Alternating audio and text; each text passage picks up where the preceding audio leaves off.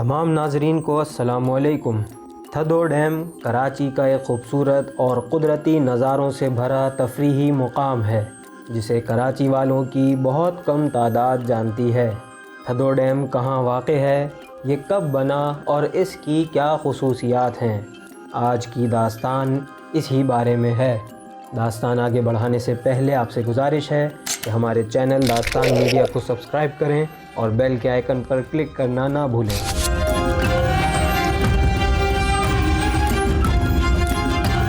ناظرین، تھدو ڈیم کراچی کے سہراب گوٹ پل سے 38 کلومیٹر دور واقع ہے۔ تھدو ڈیم بقائی یونیورسٹی کے قریب کراچی کے سب سے بڑے ٹاؤن گڈاپ ٹاؤن میں کیرتھر نیشنل پارک کے قریب واقع ہے۔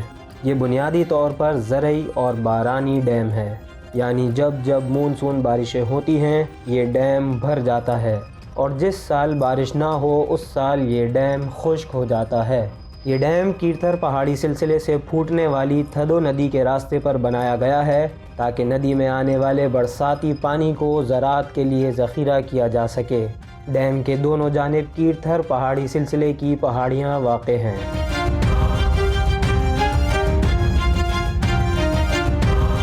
تھدو ڈیم سن 2003 میں سندھ کے محکمہ آبپاشی کی جانب سے مکمل کیا گیا۔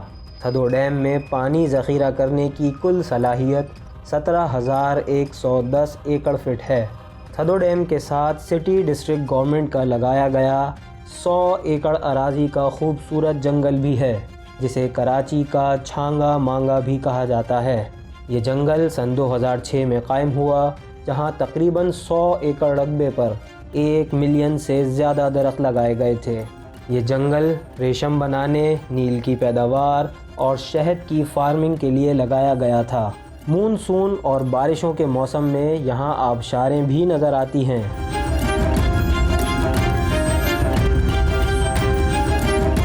یہ علاقہ کراچی والوں کے لیے ایک بہترین پکنک پوائنٹ اور سیاحت گاہ ہے۔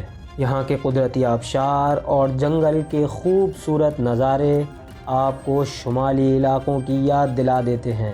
اگر سندھ حکومت اس پر توجہ دے اور کچھ ترقیاتی کام کروائے تو یقیناً یہ ایک سستا اور بہترین فیملی پکنک پوائنٹ بن سکتا ہے۔ یہ تھی آج کی ہماری ویڈیو۔ امید ہے آپ کو ہماری ویڈیوز پسند آ رہی ہوں گی۔